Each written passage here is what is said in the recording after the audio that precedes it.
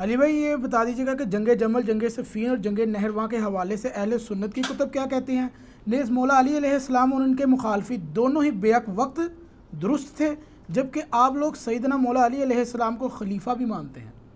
جی علی الحمدللہ ہم ان کو خلیفہ راشد مانتے ہیں اور ان کے مخالفین کو خطا پر مانتے ہیں۔ البتہ اہل سنت میں دو رائے پائی جاتی ہیں۔ جو نارمل اہل سنت ہیں وہ تو کہتے ہیں کہ مخالفین کی غلطی اجتہادی ہے، اور چونکہ وہ مجتہد تھے ان کو ایک اجر ملے گا اس خطا کے اوپر۔ اور جو ذرا دلیر قسم کے لوگ ہیں اہل سنت کے ہاں، جن کو پتہ ہے کہ یہ معاملہ کچھ اور تھا، وہ کہتے ہیں جی کوئی اجتہادی غلطی نہیں ہے، وہ غلطی اگر اجتہادی ہے بھی تھی تب بھی عمار ابن یاسر رضی اللہ تعالیٰ عنہ علیہ السلام کے شہادت کے بعد، ان کے قتل کے بعد، اس کے بعد تو کھل کے سامنے آ گیا کہ وہ بغاوت پر مبنی تھی، اس کے بعد تو غلطی سے رجوع کرنا چاہیے تھا۔ تو لیکن یہ طبقہ ذرا تھوڑا ہے، لیکن اس کے اوپر اتفاق ہے کہ غلطی سارے مانتے ہیں۔ بخاری اور مسلم دونوں میں حدیث موجود ہے، نبی علیہ السلام نے فرمایا کہ حاکم وقت اگر اجتہاد کرے اور اس کا اجتہاد صحیح ہو تو اسے اللہ تعالیٰ کی طرف سے 2 اجر ملیں گے، اور اگر اس نے اجتہاد غلط کیا تو 1 اجر اس کو ملے گا۔ یہ حدیث حاکم کے بارے میں تھی، یعنی مولا علی علیہ السلام اگر جنگ جمل صفین نہروان پہ معاذ اللہ غلطی پر ہوتے تو ان کو 1 اجر مل ہی جاتا،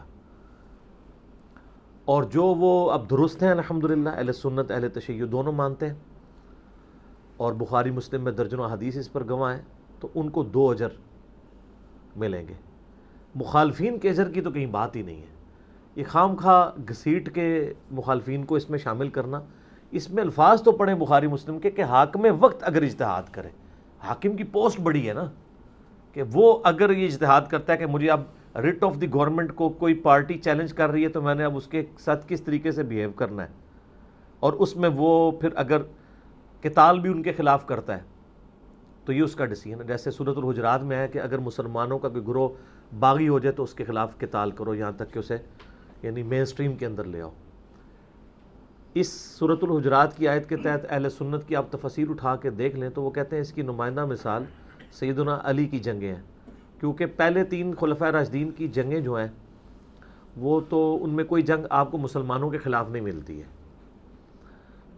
سیدنا علی کی جنگیں تینوں ہی مسلمانوں کے خلاف ہوئی ہیں، ان مسلمانوں کے جنہوں نے حاکم وقت کے خلاف بغاوت کی ہے۔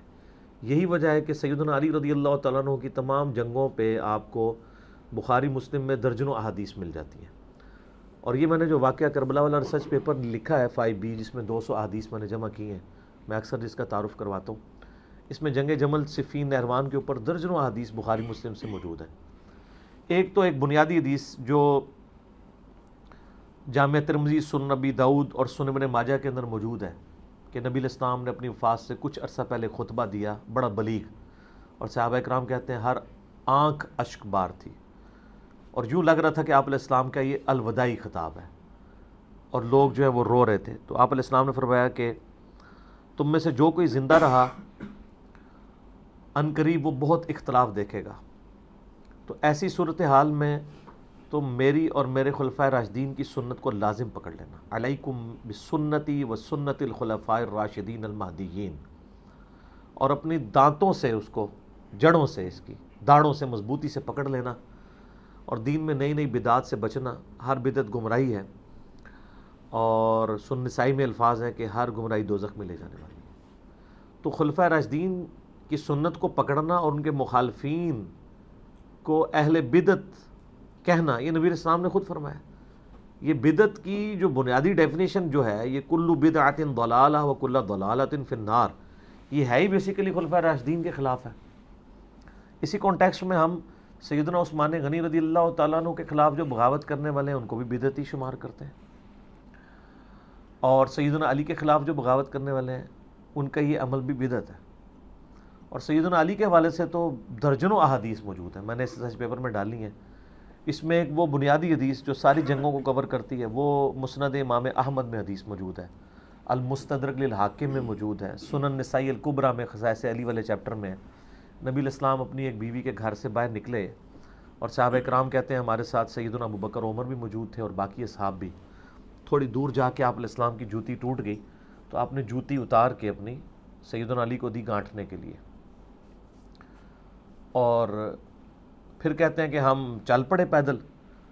تھوڑی دور جا کے نبی علیہ السلام کھڑے ہو گئے کہ حضرت علی چونکہ جوتی گانٹ رہے تھے تو ان کا انتظار کرنے کے لیے. تو اس دوران پھر آپ علیہ السلام نے فرمایا کہ دیکھو اللہ تعالیٰ نے مجھے قرآن دے کر مبعوث کیا، لیکن ایز اے لاسٹ ریزارٹ مجھے قرآن پاک منوانے کی خاطر کافروں سے قتال کرنا پڑا.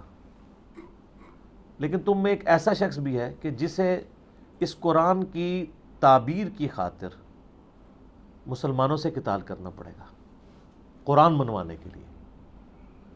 تو سیدنا ابو بکر نے کہا انا یا رسول اللہ. آپ فرمائے لا. حالانکہ آپ علیہ السلام کا تقیہ کلام نہیں تھا لا، آپ لا کو اوائڈ کرتے تھے آخری درجے تک. سیدنا عمر نے کہا انا یا رسول اللہ. آپ فرمایا لا، بلکہ وہ شخص ہے جو میری جوتیاں کاٹ رہے ہیں. صحابہ دوڑے مولا علی کی طرف کہ آپ کے بارے میں یہ خوشخبری نبی علیہ السلام نے دی ہے کہ آن دا بہاف آف پروفٹ آپ مسلمانوں کے خلاف قتال کریں گے، جس طرح کہ نبی علیہ السلام نے قرآن منوانے کے لیے کافروں کے خلاف قتال کیا. تو سیدنا علی یہ بات سن کے صحابہ کہتے ہیں مسکرا پڑے.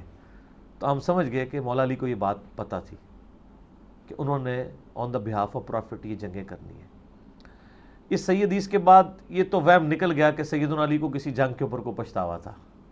ان کو تو پتہ تھا کہ بھئی صحیح مسلم میں حدیث ہے علی سے محبت نہیں رکھے گا مگر مؤمن، علی سے بغض نہیں رکھے گا مگر منافق. صحیح مسلم 240. جس کی محبت ایمان کا حصہ ہو. اور اس حدیث میں تو خود مولا علی کہہ رہے ہیں صحیح مسلم کی کہ اس ذات کی قسم جس نے دانے کو پھاڑ کے اناج اگایا اور مخلوقات کو پیدا کیا، نبی امی نے مجھ سے یہ عہد لیا تھا کہ اے علی صرف مؤمن ہی تجھ سے محبت کرے گا اور صرف منافق ہی تجھ سے بغض رکھے گا. جس بندے کی محبت ایمان کا لٹمس ٹیسٹ ہو، اس شخص کو اپنے معاملات میں کیسے شک ہو سکتا ہے؟ ہو ہی نہیں سکتا. باقی یہ المصنف ابن ابی شیبہ میں جو روایتیں آتی ہیں کہ سیدنا علی جنگ جمل کے بعد روتے تھے، وہ اس لیے نہیں روتے تھے کہ ان کو یہ تھا کہ میں نے کوئی جنگ غلط کی ہے، وہ اس لیے روتے تھے کہ کاش مسلمانوں میں جنگیں نہ ہوتی. جس طرح کہ سورہ مریم میں آتا ہے کہ سیدہ مریم کو جبرائیل نے آ کے عیسیٰ علیہ السلام کی بشارت دی. اس کے بعد تو شک نہیں رہنا چاہیے تھا. لیکن جب حضرت عیسیٰ کی ولادت ہوئی تو وہ کیا کہتی ہیں؟ کاش میں بھولی بسری ہو گئی ہوتی، مجھے یہ دن نہ دیکھنا پڑتا کہ میں اپنی قوم کا سامنا کیسے کروں گی. اس کا یہ مطلب نہیں تھا ان کو جبرائیل کے وعدے پہ یا اللہ کے وعدے پہ شک تھا. انسان ہے نا. تو سیدنا علی کو بھی دکھ تھا اس بات کا کہ کاش یہ دن نہ آتا کہ میں اس وقت بھی نبی علیہ السلام کے ساتھ تھا جب چند لوگ تھے اور عرب میں ہم نے غلبہ حاصل کیا، پھر رومن اور پرشین امپائر بھی گر گئیں اور آج ہمارے سامنے مسلمانوں کا شرازہ بکھر رہا ہے اور میں اپنی کوشش کے باوجود اس کو سنبھال نہیں پا رہا مسلمانوں کی اندر کی ریشہ دوانیوں کی وجہ سے. تو اس کی وجہ سے وہ غم کھایا کرتے تھے، گریہ کیا کرتے تھے. تو یہ یعنی بنیادی حدیث ہے کہ آپ کو قرآن کی تعبیر کی خاطر جہاد کرنا پڑا مسلمانوں کے خلاف. اور وہ جنگ جمل، صفین، نہروان تینوں ہمارے پاس موجود ہیں. المصنف ابن ابی شیبہ جو امام بخاری مسلم کے استاد ہیں، ان کی جو کتاب المصنف ابن ابی شیبہ ہے آلموسٹ 38-39 ہزار احادیث کا مجموعہ ہے. اس کا آخری چیپٹر آپ پڑھ لیں، جنگ جمل، صفین، نہروان تینوں کے اوپر علیحدہ چیپٹر ہیں کتاب الجمل میں. میں نے کئی دفعہ دکھائے ہیں، وہ آلموسٹ میجورٹی حدیثیں میں نے اپنے ریسرچ پیپر میں کور کی ہیں. وہ ساری آلموسٹ وہاں پہ موجود ہیں اور کئی حدیثیں بخاری مسلم میں بھی ہیں. آپ جنگ جمل کے بارے میں جو سیدہ عائشہ اور سیدنا طلحہ اور زبیر رضی اللہ عنہم اجمعین کا جو معاملہ ہوا، وہ ڈیٹیل طلب ہے میرے، اس کے اوپر جنگ جمل کے اوپر کلپ لاکھوں لوگوں نے دیکھے ہیں، وہ آپ دیکھ سکتے ہیں. مسند احمد میں حدیث ہے، مجموع الزوائد میں ہے، المستدرک الحاکم میں اور کئی کتابوں میں کہ نبی علیہ السلام نے فرمایا میری اس بیوی کا کیا حال ہوگا جس پہ حوب کے کتے بھونکیں گے. حدیث حوب پہ میرا کلپ لاکھوں لوگوں نے دیکھا، آپ یوٹیوب پہ دیکھ لیں. سیدہ عائشہ جب نکلی جنگ جمل کے لیے، اس وقت تو جنگ کا ارادہ نہیں تھا، بعد میں معاملات بگڑ گئے. تو حوب نامی جگہ پہ جب پڑاؤ کیا، وہاں پہ کتے بھونکے، تو انہوں نے کہا میں تو اب آگے نہیں جاؤں گی، میں نے تو نبی علیہ السلام سے سنا تھا کہ میری ایک بیوی کے ساتھ یہ معاملہ ہوگا. تو حضرت زبیر نے کہا کہ نہیں اماں آپ آگے چلیں، آپ کی وجہ سے شاید کوئی صلح ہو جائے. صلح کیا ہونی تھی، پھر وہ لڑائی والا معاملہ ہی ہوا. سیدنا علی کی شفقت کی وجہ سے حضرت عائشہ کی بھی جان بخشی ہوئی، انہوں نے بڑی عزت کے ساتھ ان کو واپس ان کے بھائی محمد بن ابی بکر کے ساتھ بھیج دیا. اب بھائی ان کا محمد بن ابی بکر حضرت علی کے ساتھ تھا کیونکہ اس کی پرورش ساری حضرت علی نے کی تھی. حضرت بکر صدیق کی جو ایک بیوی تھی نا، اسماء بنت امیس، حضرت ابوبکر کی وفات کے بعد ان سے نکاح کر لیا تھا مولا علی نے، اور اسی سے محمد بن ابی بکر تھا. محمد بن ابی بکر کی اس وقت عمر آلموسٹ ہوگی کوئی 5-6 سال. تو اس وقت سے پھر حضرت علی نے ان کی پرورش کی ہے، اور وہ سیدہ عائشہ کو خیمے میں جا کے سمجھاتا تھا کہ آپ یہ غلط طرف جا رہی ہو. بعد میں حضرت عائشہ روتی تھی، صحیح بخاری میں آتا ہے، اور کہتی تھی مجھے میری سوکنوں کے ساتھ دفن کرنا، میں نہیں چاہتی کہ نبی علیہ السلام، ابو بکر، عمر کی وجہ سے لوگ میری تعریف کریں. اور مصنف ابن ابی شیبہ میں موجود ہے کہ مجھے نبی علیہ السلام کے بعد مجھ سے ایک ایسا نیا کام سرزد ہو گیا. اب میں بدعت کا لفظ نہیں بولتا، اردو میں ترجمہ کر دیتا ہوں کہ یہ والا معاملہ. اور اس پہ شیخ البانی نے باقاعدہ سلسلہ حدیث صحیحہ میں کمنٹس کیے کہ اس نئے کام سے مراد ان کا جمل کے لیے نکلنا تھا. وہ قرآن میں موجود ہے نبی کی بیویوں گھروں میں ٹھہری رہو. تو ان کو اس بات کا غم تھا کہ مجھ سے یہ غلط کام ہوا ہے. اور یہ یعنی جنگ جمل کے حوالے سے واضح حدیث موجود. پھر عمار بن یاسر والی حدیث تو بخاری مسلم دونوں میں ہے کہ سیدنا عمار بن یاسر کو نبی علیہ السلام نے دیکھا غزوہ خندق کے موقع کے اوپر یا مسجد نبوی کی تعمیر کے دوران. باقی لوگوں نے ایک ایک پتھر اٹھایا ہوا ہے اور انہوں نے 2 بھاری پتھر اٹھائے ہوئے ہیں، یعنی اتنے وہ دین کے لیے جذبہ کرنے والے تھے. تو نبی علیہ السلام نے ان کی مبارک داڑھی سے مٹی جھاڑی اپنے ہاتھوں سے، اور پھر کہا وائے عمار، عمار افسوس ابن سمیہ، تجھے ایک باغی جماعت قتل کرے گی. تو انہیں اللہ اور جنت کی طرف بلائے گا، وہ جماعت تجھے دوزخ کی طرف بلائے گی. یہ الفاظ اتنے سخت ہیں کہ زبیر لزئی رحمہ اللہ تعالیٰ مجھے خود کہتے تھے علی بھائی میں کانپ جاتا ہوں جب یہ الفاظ پڑھتا ہوں کہ میں اس کی تفسیر کیا کروں کہ وہ جماعت تجھے دوزخ کی طرف بلا رہی ہوگی. تو اس پہ تو اتفاق ہے کہ وہ جماعت کون سی ہے. ٹھیک ہے. اگلے دن میں وہ بریلویوں کے ایک ناسبی مولوی کو سن رہا تھا، تو وہ اس کو کمپیئر کر رہا تھا حضرت زبیر کے ساتھ کہ حضرت زبیر، جب آپ کو پتہ نا سلسلہ حدیث صحیحہ میں شیخ البانی میں ساری روایتیں بھی جمع کی ہیں حاکم کے ریفرنس سے، کہ جب حضرت زبیر جنگ جمل کے لیے آئے نا تو حضرت حسن بن علی نے بتایا کہ آ گئے حضرت زبیر، آپ کے پھوپھی زاد آپ سے بڑا لاڈ کرتے تھے، آج تلوار اٹھا کے. تو حضرت علی نے ان کو پھر باہر نکل کے کہا کہ زبیر یاد ہے کہ نبی علیہ السلام نے تم سے ایک دن فرمایا تھا جب تم مجھ سے بڑا پیار کر رہے تھے کہ ایک دن تم علی کے خلاف تلوار اٹھاؤ گے، تم ظالم ہوگے. تو ان کو وہ حدیث یاد آ گئی تو وہ فوراً پلٹ گئے جنگ چھوڑ کے. تو یہ ہو سکتا ہے بھول جائے. قرآن میں آتا ہے کہ حضرت یوسف علیہ السلام نے جو 2 قیدی تھے، ایک قیدی کو جب آزادی ہونے لگی جس کی بشارت حضرت یوسف نے دی تھی اور کہا تھا اپنے بادشاہ سے میرا ذکر کرنا، یہ تو کبھی بھولنا ہی نہیں چاہیے تھا اس کو تو وہ 9 سال وہ بھول آ رہا. تو حضرت زبیر بھی بھول گئے تو کوئی ایسا مسئلہ نہیں. اگر کوئی اس حدیث پہ اعتراض کرتا ہے تو قرآن میں تو اس سے بھی بڑا واقعہ ہے، تو اس کا بھی آپ مذاق اڑائیں گے. یہ ہو سکتا ہے شیطان جب بھلا دے تو وہ حضرت علی کے فوجی نے جا کے قتل کر دیا. جب حضرت علی کو خبر پہنچی تو انہوں نے کہا کہ میں زبیر کے قاتل کو جہنم کی بشارت دیتا ہوں، کیونکہ نبی علیہ السلام نے فرمایا تھا کہ زبیر کا قاتل دوزخ میں ہے. تو وہ شخص پھر کہنے لگا ہم آپ کی خاطر، ان کا میں نے تمہیں بھیجا تھا، اسی لیے اطاعت امیر کا حکم ہے. تو وہ پھر خارجیوں میں شامل ہو گیا. تو وہ ناسبی مولوی جو ہے نا وہ بریلویوں کا، وہ کہتا ہے کہ جی اس بنیاد پہ پھر آپ حضرت علی کی پارٹی کو بھی پھر دوست کی پارٹی کہیں، کیونکہ حضرت علی نے خود ہی کہا کہ زبیر کا قاتل جو ہے وہ دوست کی ہے. زبیر کے قاتل کو دوست کی کہا ہے نا، اس قاتل کی جماعت کو تو دوست کی نہیں کہا. اس کو تو مولا علی خود کہہ رہے ہیں. یہاں الفاظ ہے کہ عمار کو ایک باغی جماعت قتل کرے گی. اس پوری پارٹی کو جو مولا علی کے خلاف کھڑی ہے باغی جماعت دوزخ کی طرف لانے والی کا ہے. تو آپ دیکھیں چھوٹے چھوٹے فرق کے ساتھ یہ منطق لڑا کے کس طرح اینالوجی سیم بنانے کی کوشش کرتے ہیں. ٹھیک ہے. تو یہ کیا سمجھتے ہیں لوگ گھاس کھاتے ہیں؟ ہمیں نہیں پتا کہ آپ 2 بالکل ڈیفرنٹ چیزوں کو ایک بنا کے پیش کر رہے ہیں. تو یہ کلپ میں نے حالیہ دنوں میں دیکھا تو وہ ایک ٹی وی چینل پہ، ایک انگلینڈ سے ٹی وی چینل چلتا ہے، تو وہ ناسبی بیٹھ کے تو اس طرح کی باتیں کر رہا تھا. تو جاہل آدمی مطلب پتہ ہی نہیں ہے کہ 2 چیزوں ڈیفرنٹ چیزوں کو آپ ایک طرف ایک انڈیویجول ہے، ایک طرف پوری جماعت کو کہا ہے. حالانکہ وہاں بھی ایک انڈیویجول بھی تھا، مسند احمد میں موجود ہے، ابو الغادیہ نام کا بندہ ہے، صحابی ہے، اور عام صحابی نہیں ہے، صلح حدیبیہ کا صحابی ہے. اور مسلم شریف میں حدیث ہے کہ جو لوگ جنہوں نے بیعت رضوان میں میرے ہاتھ پہ بیعت کیا ان کو دوزخ کی آگ نہیں چھوئے گی. یہ حدیث مسلم شریف میں ہے، ابو داؤد میں بھی ہے، صحیح مسلم میں بھی موجود ہے.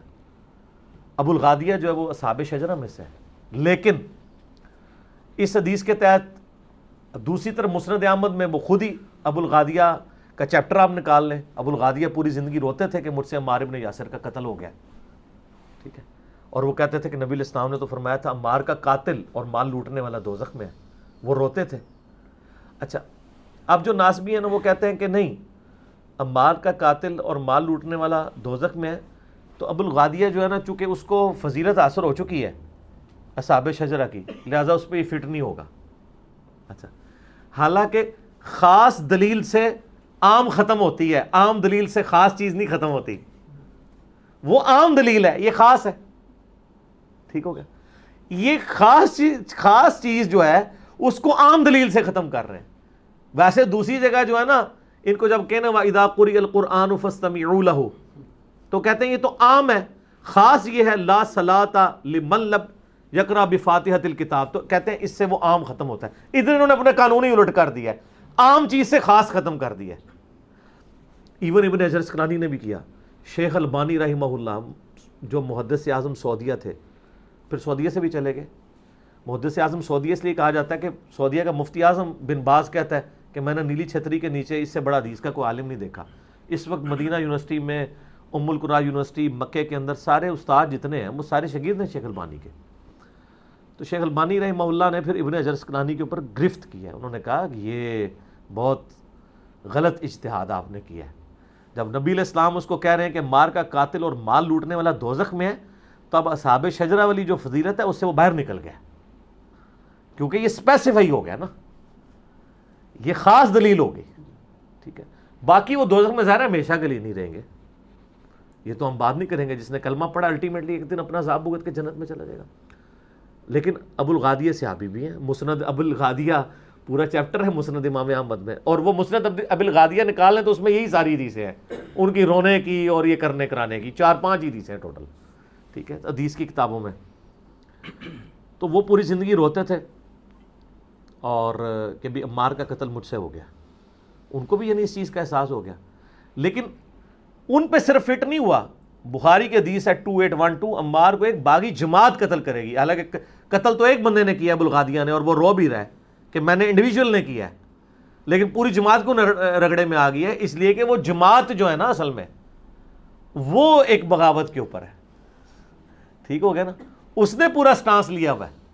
اس لیے تو المصنف ابن ابی شیبہ میں موجود ہے نا کہ مولا علی کہتے ہیں جب ان سے اہل صفین کے بارے میں پوچھا گیا، میں نے اس پمفلٹ میں بھی ڈالا ہے، انہوں نے کہا میں امید کرتا ہوں کہ میرے ساتھی تو ہے ہی جنتی، کیونکہ انہوں نے خلیفہ راشد کی طرف سے قتال کیا اور شہید ہوئے، میں امید کرتا ہوں میرے مخالفین بھی جو ہے وہ اللہ تعالیٰ ان کو معاف کر دے گا جن کو ان کے سرغنہ نے ورگلایا۔ پھر قیامت والے دن معاملہ اللہ کی بارگاہ میں میرے اور معاویہ کے درمیان طے پائے گا، ٹھیک ہے نا جی۔ یہ حصہ چھپا دیتے ہیں یہاں پہ کچھ اہل حدیثوں نے نا، یعنی حضرت علی کے مخالفین کے دفاع کے لیے کتابیں لکھی ہیں نا، تو وہ اتنا ہی لکھتے ہیں کہ دیکھیں حضرت علی تو خود کہہ رہے ہیں کہ میرے بھی جنتی ہیں، مخالفین بھی جنتی ہیں، آخری الفاظ نہیں نکالتے کہ پھر معاملہ میرا اور معاویہ کے درمیان طے پائے گا، ٹھیک ہے نا۔ یہ بھی حضرت علی کی اسیسمنٹ ہے، ہو سکتا ہے کہ صرف حضرت معاویہ والا معاملہ نہ ہو، باقیوں کا بھی ہو، یہ ان کی ایک امید ہے، انہوں نے کہا مجھے امید ہے، وہ تو اللہ نے فیصلہ کرنا نا، آخرت کا فیصلہ تو ہم یہاں بیٹھ کے نہیں دنیا میں کرتے۔ دوسری طرف مصنف ابن ابی شیبہ میں مولا علی نے قنوت نازلہ بھی پڑھی ہے، اللہم علیک بمعاویۃ و شیعہ، اے اللہ معاویہ اس کے شیعہ کو برباد کر، عمر ابن عاص اور اس کے شیعہ کو برباد کر، جو ہے ابا سلمی اور اس کے شیعہ کو برباد کر۔ ان کو تو انہوں نے معاف نہیں کیا۔ اہل جمل کے بارے میں تو آپ نے مطلب نرم رویہ رکھا ہے، کیونکہ ظاہر ہے وہ حضرت طلحہ بھی چھوڑ گیا، المصلی الحاکم میں آتا ہے، تو مروان نے خود ہی ان کے گھٹنے میں تیر مار دیا کہ اس کی وجہ سے جنگ مار گئے، تو اہل جمل کو بھی معاف کر دیا۔ اور آپ اہل نہروان والوں کے بارے میں آ جائیں تو بخاری مسلم میں حدیثیں ہیں کہ نبی علیہ السلام نے فرمایا تھا کہ اس طرح کی ایک قوم نکلے گی، اور جب میرے مسلمانوں میرے یعنی اس ماننے والوں میں مسلمانوں میں 2 گروہ بن جائیں گے، تو ان میں سے جو گروہ اقرب الی الحق ہوگا وہ قتال کرے گا اس خوارج کی جماعت کے ساتھ، ٹھیک ہے، وہ روئے ارض کے سب سے بہترین لوگ ہوں گے، وہ خوارج کے خلاف لڑنے والے مولا علی کے ماننے والے لوگ جو جنگ نہروان ہوئی ہے۔ اب یہ اقرب الی الحق سے وہ پھر لیتے ہیں، کہتے ہیں جی اس سے پتہ چلا دوسرا بھی حق پہ ہے، نہ دوسرا حق پہ ہو تو بخاری کی وہ حدیث کہاں جائے گی کہ دوزخ کی طرف بلانے والی جماعت، باغی جماعت۔ اقرب الی الحق جو ہے یہ عربی کا سٹائل ہے. پھر میں نے اس پمفلٹ پہ باقاعدہ اس کا جواب دیا ہے کہ اس سٹائل کی یہ تو آیت ہے نا, سورہ آل عمران کی آیت نمبر 167 ہے. غزوہ احد کے موقع پر اللہ تعالیٰ نے منافقین کے لیے کہا کہ وہ اس وقت کفر کے زیادہ اقرب تھے ایمان کی نسبت. تو اس کا مطلب منافقین میں ایمان بھی تھا؟ نہیں, منافق تو ہوتا ہی کافر ہے. تو کہا اقرب, یہ اقرب کا مطلب حق والا اس کے تحت. اور سورہ الکبریٰ البیہقی میں عمار بن یاسر نے فرمایا کہ اہل شام کو یہ نہ کہو کہ وہ کافر ہیں, بلکہ کہو کہ وہ فاسق ہے اور ظالم ہے, کافر ان کو نہ کہو. تو جنگ نہروان کے بارے میں بخاری مسلم میں تو بہت زیادہ حدیثیں ہیں کہ نبی علیہ السلام فرمایا میری امت کے بہترین لوگ ہوں گے جو خوارج کے خلاف قتال کریں گے. تو جمل, صفین, نہروان یہ سب کی سب جنگیں جو ہے نا وہ ان پہ مولا علی کو حق پہ مانا جاتا ہے. باقی رہا اجتہادی والا معاملہ, تو میں نے بتایا کہ دلیر لوگ جو ہیں وہ تو مانتے ہیں. میں نے مسند احمد سے حدیثیں پیش کی ہیں کہ امیر شام کے سامنے جب عمار بن یاسر کا سر لا کے رکھا گیا, انہوں نے ادھر بھی تعویل کر دی ہے کہ ہم تو اس کے قاتل نہیں ہیں, نہ علی لے کے آتا تو نہ قتل ہوتا. پھر حضرت علی تک جب بات پہنچی انہوں نے کہا پھر حمزہ کے قاتل نبی علیہ السلام ہے, نہ حمزہ کو لے کے جاتے ہیں تو انہوں نے قتل ہوتا. یہ پکی دی تھی, مولا علی بھی پکی دیتے سر. الزامی جواب, اینٹی وینم. تو یہ مطلب اس طرح کی لیم ایکسکیوزز اس زمانے میں لوگ پیش کرتے تھے. اب یہ آپ اگر یہاں پہ حدیثیں پڑھیں تو میں نے یہاں پہ ان حدیثوں کے اینڈ پہ نا علامہ بدر الدین عینی حنفی, دو امام ہیں جنہوں نے ایک زمانے میں بخاری کی شروحات لکھی ہیں. ابن حجر اسقلانی 852 ہجری میں فوت ہوئے ہیں, فتح الباری لکھی ہے, پوری دنیا میں مشہور ہے. اسی زمانے میں 856 ہجری میں یہ فوت ہوئے ہیں علامہ 855 ہجری میں بدر الدین عینی.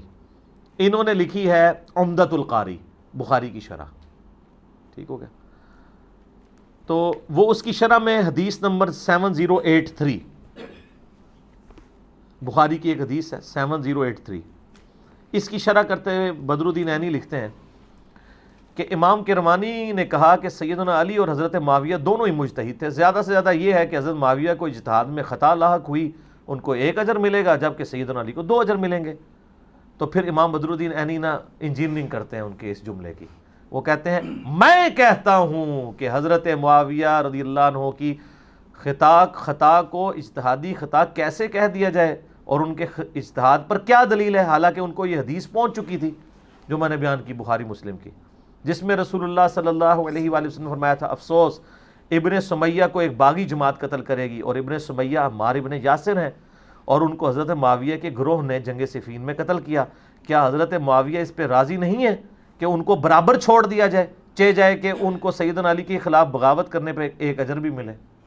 وہ کہتے ہیں اجر سنا رہے ہیں ان کو صحابی ہونے کے سے اللہ تعالیٰ چھوڑ دینا, یہی ان کے لیے فضیلت کافی ہے. تو اجر کہتے ہیں کہاں سے؟ اور آپ کو مزے کی بات بتاؤں, ملا علی قاری, ٹھیک ہے نا, اس نے بھی جو مرقہ لکھی ہے نا شرح مشکات, اس میں بڑے سخت الفاظ لکھے ہیں انہوں نے کہا کہ یہ کون سا اجتہاد ہے یار, اگر اجتہاد مان لیجیے تو سارے لوگ ہی اپنے اجتہادات پیش کرنا شروع کر دیں گے. انہوں نے کہا ہمیں تو یہ بھی پتہ چل گیا کہ وہ جو جنگ بھی تھی نا اس کی انٹینشن جو ہے وہ قصاص عثمان نہیں تھی, انٹینشن کچھ اور تھی. اب اتنا ہی لکھ سکتے تھے نا, اس سے زیادہ نہیں لکھ سکتے. تو مجھ سے مزاج لوگ ہر جگہ موجود ہیں, اور ہم ان لوگوں کے اقوال کے سر کوئی محتاج نہیں ہے. یہ جو آپ سلف کے فام کی جب بات کرتے ہیں تو ہم ان اسلاف کو بھی پیش کرتے ہیں نا, یہ بھی تو اہل سنت کے اسلاف ہے نا. تو آپ اپنے اسلاف کو اپنے جیب میں رکھیں, ان کو ہم اپنے جیب میں رکھتے ہیں. آئیں بخاری مسلم سے فیصلہ کرتے ہیں. نبی علیہ السلام جب فرما رہے ہیں عمار کو باغی جماعت دوزخ کی طرف بلانے والی قتل کرے گی, اس سے جو رزلٹ نکلتا ہے وہ آپ نکال لیں. اچھا, اور پھر یہ ایسے ظالم ہیں کہ یہ اس طرح کی چیزیں لکھ کے نا تو میرے اوپر تھوپ رہے ہوتے ہیں کہ دیکھو یہ تو اہل شام کو کہتا ہے کہ دوزخی جماعت ہے. یہ تو نبی علیہ السلام نے کہا, اور ان کی مثال اسی طریقے سے ہے. جب ہماری یہاں نئی دعوت لانت ہوئی نا, ریسرچ پیپر نمبر 1 میرا ہے رسول اللہ کی آخری وصیت ہے صلی اللہ علیہ وسلم. اس میں نے ایک حدیث بخاری کی لکھی کہ حضرت عمر فاروق رضی اللہ تعالیٰ نے کہا انا کننا نتوسل الیک, اے اللہ پہلے ہم تیرے نبی کے وسیلے سے تیری طرف دعا کرواتے تھے. تو ظاہر آپ تو حضور فوت ہو چکے تھے, تو ہم ان کے چچا کو لائے, ان کی دعا کی برکت سے ان کے وسیلے سے تیری طرف متوجہ ہوتے ہیں, ہم پہ بارش نازل فرما. صحیح بخاری میں 1010 نمبر حدیث ہے. تو بارش نازل ہو جاتی. یہ پمفلٹ میں حدیث لکھی ہوئی تھی. یہ پمفلٹ ایک بریلوی عالم کو پہنچا, جہلم میں ایک وہ بریلوی عالم تھے، انہوں نے کیا کیا کہ ایک دھمکی آمیز خط میرے گھر بھیجا، وہ ہمیں پتہ چل گیا کس نے بھیجا، ہینڈ رائٹنگ سے پتہ نہیں، اس پہ انہوں نے اس حدیث کو نا انڈر لائن کیا ہوا اور خط میں لکھا ہوا کہ یہ جو گستاخانہ قیدہ تم نے لکھا ہے، حدیث کو گستاخانہ قیدہ، حالانکہ میرے تو اپنے کمنٹس ہی نہیں تھے، وہ تو حضرت عمر کے کمنٹس تھے. یہ ان لوگوں کا علمی لیول میں آپ کو بتا رہا ہوں، موضوعات شریف والوں کا. اور کہا کہ اپنے اس عقیدے سے توبہ، آج شام تک شاندار چوک میں لٹکا دو ہمارے جہلم شہر میں. یہ میں بات کر رہا ہوں 2008-9 کی، ورنہ میں ممتاز قادری کے مشن کو آگے لے کے چلوں گا. ٹھیک ہے، تو یعنی ان لوگوں کا یہ حال ہے. ٹھیک ہے، تو وہ حدیث کو انڈر لائن کیا ہوا تھا اس نے. ادھر بھی نہیں، یہ ہمارے جب جواب دیتے ہیں نا، پوسٹیں لگاتے ہیں یا پمفلٹ کا جواب دیتے ہیں، وہ حدیث کے الفاظ کو میرے منہ میں ڈال رہے ہوتے ہیں کہ یہ کہہ رہا ہے دوزخ کی طرف لانے والی جماعت.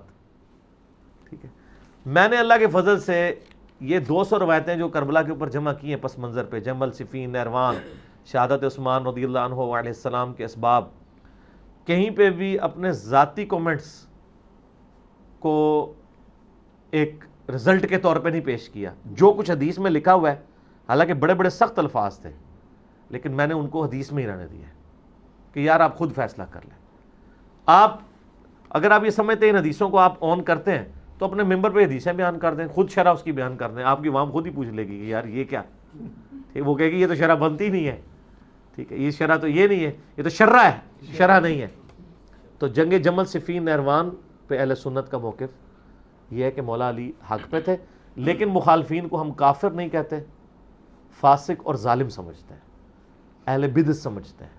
ٹھیک ہو گیا، بس جنرلی بات کرتے ہیں، ہم اسپیسیفکلی کسی کا نام نہیں لیتے. یہ ہمارا ریسرچ پیپر ہے میرے بھائیوں، ریسرچ پیپر نمبر 5B، واقعہ کربلا کا حقیقی پس منظر 72 صحیح الاسناد احادیث کی روشنی میں، جس میں نے اہل سنت کی مین سٹریم کی کتابوں سے تقریباً 200 روایتیں جمع کی ہیں. اکثر صحیح بخاری اور صحیح مسلم سے احادیث ہیں، اور جو بخاری اور مسلم سے ہٹ کے باقی روایتیں ہیں ان کے اوپر میں نے دور حاضر کے جو بڑے بڑے محدثین ہیں، شیخ البانی رحمہ اللہ تعالی، شیخ زبیلی رحمہ اللہ تعالی، شیخ شعیب ارناؤت رحمہ اللہ تعالی، اس کے علاوہ سلیم اسد حفظہ اللہ تعالی، شیخ غلام مصطفیٰ ظہیر حفظہ اللہ تعالی، اور باقی جو بڑے بڑے محدثین جن کی یعنی یہ فیلڈ ہے، ان کی تحکیم کے ساتھ احادیث جمع کی ہیں.